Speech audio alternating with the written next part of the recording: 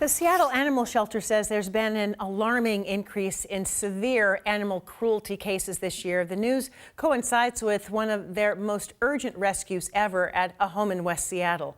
King 5's Ted Land has an update on how those hundreds of animals are doing tonight. There's been an outpouring of support for more than 220 animals rescued from a West Seattle home last week. The Seattle Animal Shelter says donors have helped buy veterinary medical supplies, blankets, and other items the shelter needs to care for the animals, some of which are in very fragile condition.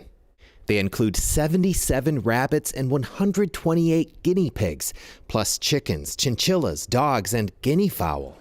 The shelter seized them from this West Seattle property after someone tipped off investigators who obtained a search warrant and found the animals in cages and boxes, malnourished and neglected. There were also several dead animals. Investigators are still counting them and estimate they could number in the hundreds. The resident of the property was arrested, and the prosecutor's office says it expects to file animal cruelty charges shortly. It is disturbing. This is one of the worst cases that I've experienced in my 20 years here. The shelter says severe animal cruelty cases have soared this year, 27 so far. The average for recent years is 12. I asked the shelter if that increase is because of COVID. They say there's not enough evidence of a direct correlation, but say in situations where people and economies are stressed, it's not too surprising to see an uptick.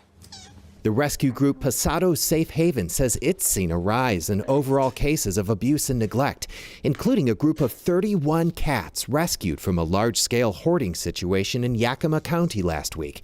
15 cats died. Pasado says those that survived are recovering and getting stronger every day. Ted Land, King 5 News.